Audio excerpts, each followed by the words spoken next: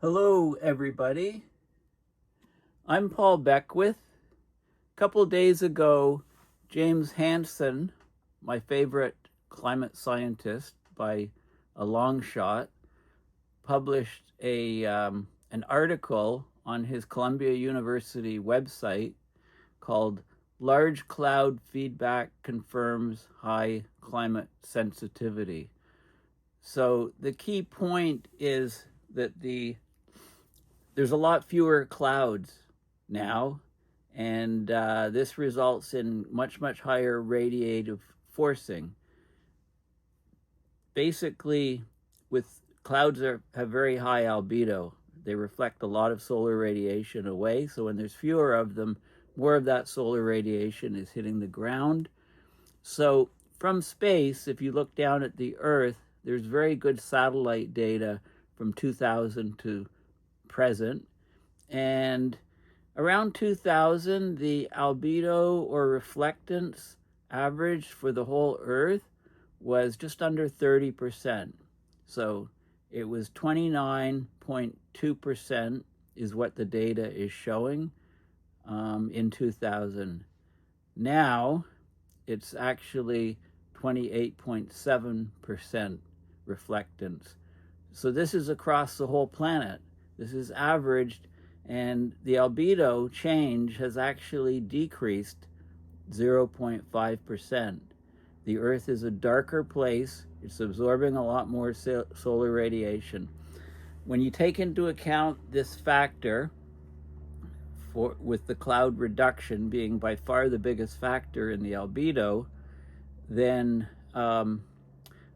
basically it leads to, you can figure out a sort of the climate sensitivity, if you like, how rapidly the temperature rises for a doubling of CO2.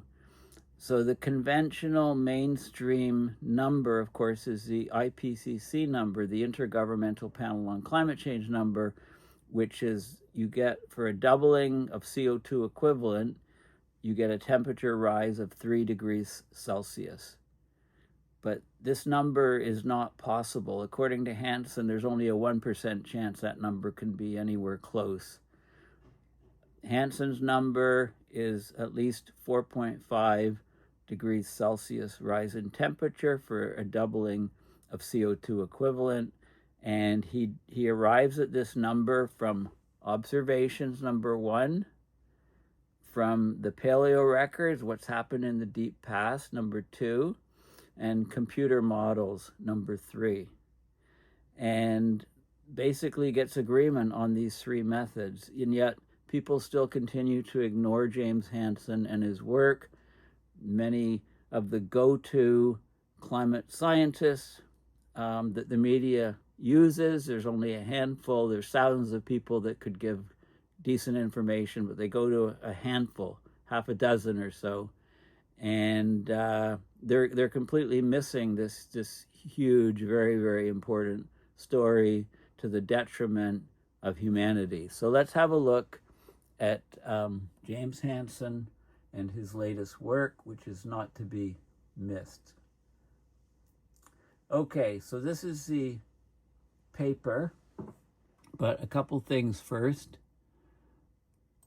This is James Hansen, his website, his I just Googled James Hansen Columbia, and interestingly enough, there's a video that I gave on Hansen February 6, 2025. He's 84 years old, and you can look at his Columbia University website, which is here, and you can see when the articles have been published. So May 13th, large cloud feedback confirms high climate sensitivity, so you can look at it all open source, and I'll discuss this article in great detail. But first I want to talk a little bit more about albedo or reflectance of the Earth. So I went to perplexity.ai and I asked it, what are the albedo numbers for various land and water surfaces on the Earth? And it gave me lots of great information. Albedo is a measure of how much sunlight a surface reflects. expressed as a fraction from 0, no reflection, all absorption, to 1, total reflection. Different surfaces on Earth have distinct albedo values, which significantly affect the planet's energy balance and therefore the climate. So there's some representative values given with an albedo range. Okay, so let's have a look at that. Okay, so on average, the Earth, it says 30 to 31%. Well, I just showed you Hansen's more accurate number from 2000 to 2025. So this number is a little bit, estimating a little bit high. It's a rounded number, 30%.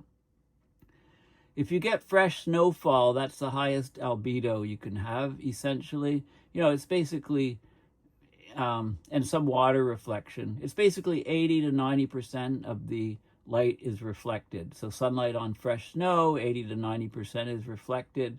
There is an angular dependence if it's normal incidence coming straight down or at an angle. If you have old melting snow, it's darker. You can see it's darker. It's more grayish. It's not pure white.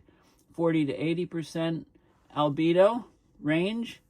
When you have sea ice, 50 to 70%. The surface is rough. There's water gaps that are lower albedo, and the ice often gets water running overtopping it. So it's more like the old melting snow case, slightly higher. If you have open ocean water, I say here 0.06 to 0.10. You know, it depends greatly on the angle. If you have the sun on the horizon, it can reflect light at much higher percentages. In fact, you can get almost total reflection of sunlight if the angle is shallow enough. So there's some interesting stuff on this. Desert sand, 35 to 40%. Bare soil, 17%. Okay, it's darker. Grasslands, 18 to 25%. So it's slightly higher albedo or reflectance than bare soil. The tundra, vast areas in the far north, 20%. Deciduous forest is, quite dark, 15 to 18% albedo or reflectance.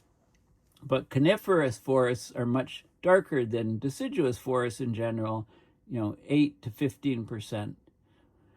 Rainforest, very dark, 7 to 15%.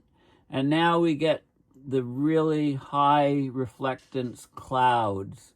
Okay, so cumulonimbus clouds, those storm clouds that generate huge winds and lightning and torrential rains, those cumulus clouds, they have an overall albedo of about 90%, which is very similar to fresh snow at the high end. So 90%, very, very reflective.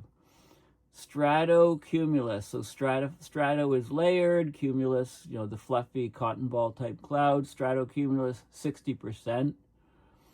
Cirrus clouds, very thin, wispy, high altitude clouds, they're about 50%. Okay, but the point is when you have lots of clouds, you have a very high albedo. Get rid of those clouds, then it's what's underneath that's seen, and it's going to be darker. Fresh asphalt on a road, only 4%. If the asphalt is worn, it's more grayer, lighter color, 12%. And if you pour concrete and you have new concrete, it reflects about 55%. Okay, so they have some key notes here, and I've mentioned a few of them. So water, the albedo of water is highly dependent on the angle of the sun. When the sun is high, above 40 degrees, so when the sun is overhead or up to an angle of about 40 degrees, the water albedo is low, it's 6 to 10%. It can rise to 0.5% or even full reflectance at very low sun angles, okay, due to the physics of light interacting with water surfaces. Snow and ice, fresh snow is the highest albedo among natural surfaces, reflects up to 90% of sunlight. Of course, clouds can be up there as well. Melting, dirty snow reflects less. Vegetation, forests and grasslands have moderate to low albedo. Coniferous forests are especially low due to their dark color. Deserts and bare soil, 35 to 40%.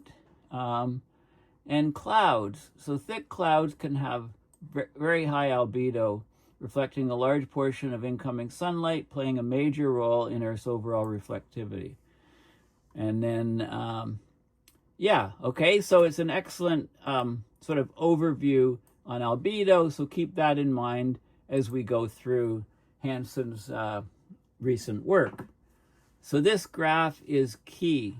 So this is satellite data from 2000 to 2025, showing the albedo or reflectance of the Earth.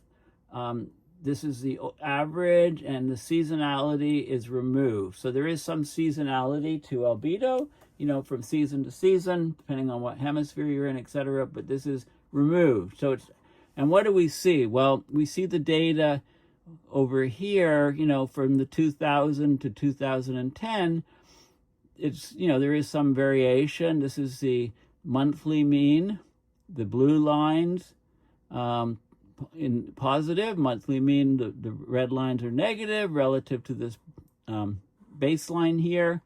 12-month mean is the dark line. And you can see it's hovering around 29.2% reflectivity. And then what happens? Well, around, this is a, you know, right here is kind of a break point. This is about 2013, unlucky 13. It started to drop. The reflectivity of the Earth started to reduce. The Earth actually became a darker place, literally. And you can see the drop to now is about 0.5% drop. So we're down here hovering around this line, which is about 28.7% reflectance versus the original 29.2%. So a drop of 0.5%, which is huge. It's a BFD. Okay, so what do they say about it? Well, Earth's albedo reflectivity declined over the 25 years of precise satellite data. The decline was so large that this change must be mainly reduced reflection of sunlight by clouds, the cloud feedback, very powerful.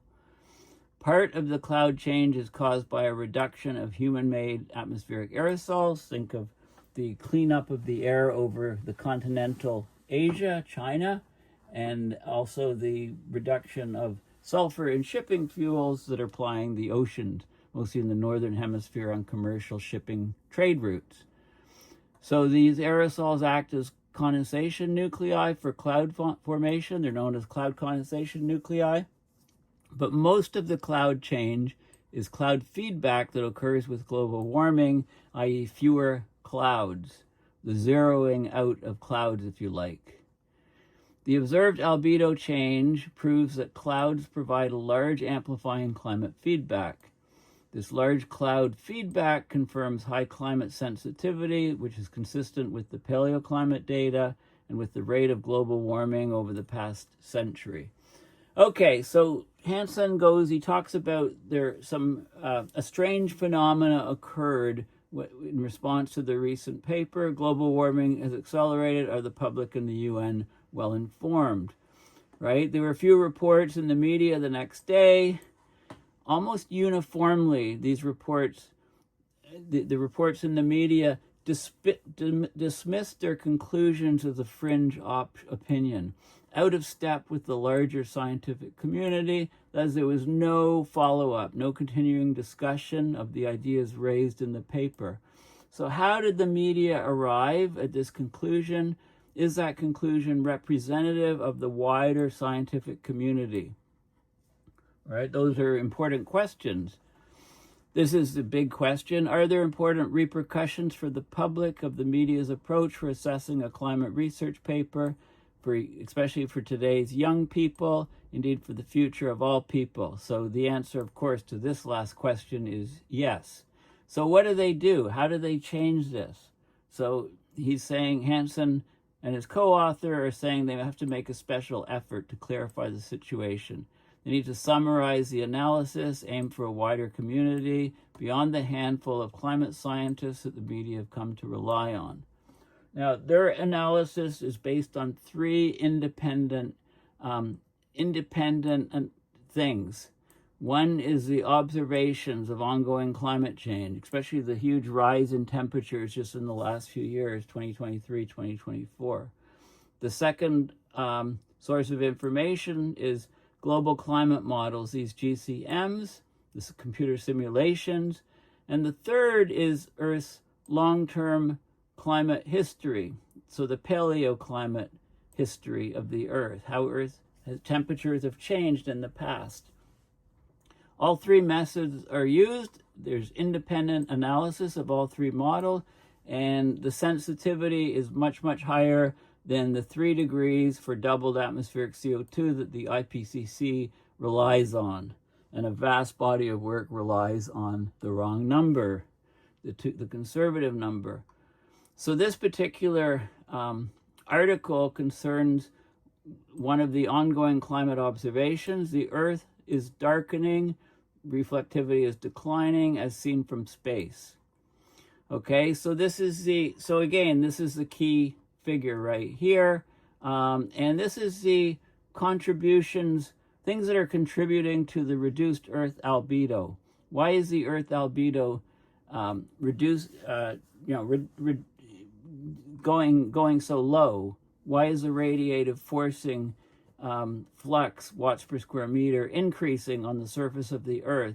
Well, the key things are the clouds here. The cloud feedback is huge. It's a dominating role. It's a gray area by far.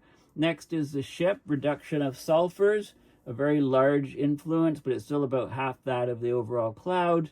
And the third thing is snow and ice feedback. As we lose snow and ice in the polar regions, the Earth is darkening. Less and less sea ice, more exposed ocean, darker. Strong feedback. So the Earth's albedo or reflectivity, it's the percent of incoming solar radiation that is reflected back to space. Okay, so in the first figure, it's a period of precise satellite data. So it's about 2000. The Earth's albedo is decreased by 0.5%. And this is a BFD, as he says. It's a big effing deal because it has staggering implications on heating of the Earth. Solar radiation reaching Earth is 340 watts per square meter if you average over Earth's surface. So the 0.5% albedo decrease, multiply 340 times 0.5%, and you get 1.7 watts per square meter increase of absorbed solar energy. The potential drift of the satellite instrumentation is only less than 0.085, much less than 0.1 watts per square meter. So we know we're pretty confident in this data. A 1.7 watts per square meter increase of absorbed solar energy is huge. It's causing warming to accelerate like a bat out of hell. If it was a climate forcing, like from a greenhouse gas, it would be equivalent to a CO2 increase of 138 parts per million. Most of this albedo change has to be climate feedback. The two substantial long-term climate forcings are human-made greenhouse gases and human-made aerosols, anthropogenic aerosols. The effect of greenhouse gases on the albedo of the Earth is negligible because the shortwave solar radiation from the sun goes right through the greenhouse gases. The effect is weak on the albedo. So direct aerosol forcing is a change of the reflection and absorption of sunlight by aerosol, by particles in the air. That's small, about 0.1 watts per square meter. The only substantial climate forcing affecting Earth's albedo has to be the indirect aerosol forcing, right? They act as cloud condensation nuclei, so with more aerosols, there's more clouds. With less aerosols, there's less cloud, and we're seeing less clouds due to less aerosols, and then the cloud effect is enormous. The IPCC estimates the indirect aerosol forcing change in the past 25 years is only 0.1 watts per square meter, but it's actually, according to Hansen's work, it's 5 times greater, 0.5 watts per square meter, due to reduced aerosol emissions from ships and therefore reduced cloud cover. They're just wrong. The IPCC is just wrong, and more and more papers will be coming out showing, you know, and they'll prove Hansen right again. You know, I'd bet big on that. So the upshot is that most of the 1.7 watts per square meter increase of energy absorbed by Earth has to be due to the climate feedbacks. Their estimate of aerosol forcing, 1.2 watts per square meter of increased absorption, is climate feedback. Well, the IPCC estimate, if the IPCC estimate was correct, feedbacks would be 1.5 watts per square meter. But anyway, it's the two feedbacks. There's a change of the surface albedo, which is mostly due to change of sea ice area, reduction of sea ice, and the change of clouds. The sea ice change can be readily identified in satellite data. It's 0.15 watts per square meter averaged over Earth's surface. So the remaining feedback, it has to be the cloud feedback. It's huge. And you can see the breakdown here. The sea ice is a very small component. The cloud feedback is huge. The ship component is also large. Okay, so... And then they go back to some of the work done by Charney many years ago, looking at climate equilibrium for doubled CO2 forcing. I won't go into the math here, but you know, they go into the Charney feedbacks. Like if there's no climate feedbacks, global surface warming, and this is from, you know, this was Charney. This stuff was introduced to the world in 1982, Ewing Symposium, an American Geophysical Union monograph in January 1984. If there were no climate feedbacks, doubled CO2 would give a temperature rise of 1.2. But there are lots of feedbacks. There are feedbacks due to water vapor in the air, due to sea ice, and due to clouds. And if you take all those feedbacks, then you know, you get different gain factors. And when you do the math, you can get basically this is showing so we know what the sea ice feedback is, we know what the water vapor feedback is, and if there was no cloud feedback, say the cloud feedback was 0, we'd have 2.4 degrees Celsius climate sensitivity. Right, that's a doubling of the no feedback case of 1.2. If there was modest cloud feedback, then it would be 3 Celsius, which is the IPCC number. But we're seeing large cloud feedback, and that means the sensitivity 4.8 degrees Celsius for a doubling of CO2. Okay, that's the most likely number, much higher than that 3 degrees. So Earth's darkening by itself provides strong proof that climate sensitivity is much higher than the IPCC best estimate of 3 Celsius for doubled CO2. What they've done from their best efforts at the researching of this is that climate sensitivity for doubled CO2 is 4.5 Celsius plus or minus 0.5 Celsius. So this is even a bit conservative because we had 4.8 mentioned up here, 4.8 degrees Celsius. But 4.8 lies within the error bounds of this. Okay, so the people that have criticized the papers in the media, they never address the physics, right? The criticisms are ad hoc opinions, even ad hominem attacks. You know, how can science reporting have descended to this level? Climate science is now so complex, many subdisciplines, the media must rely on opinions of climate experts. There's thousands of capable scientists in these disciplines, but the media has come to depend on a handful of scientists, a clique of climate scientists who are willing or even eager to be the voice of the climate science community. But are they representative of the total community of capable scientists, right? That's another question. So, the Jewel Charney work is awesome. There was Francis Bretherton, some great work. And I like how he says, our beloved, sometimes crotchety former colleague, Wally Broker, one of the giants of climate science. But the truth is that there are many scientists out there with a depth of understanding at least as great as the clique of scientists that the media rely on. Okay, so this is a problem. You know, educating the media about the climate change situation is very important.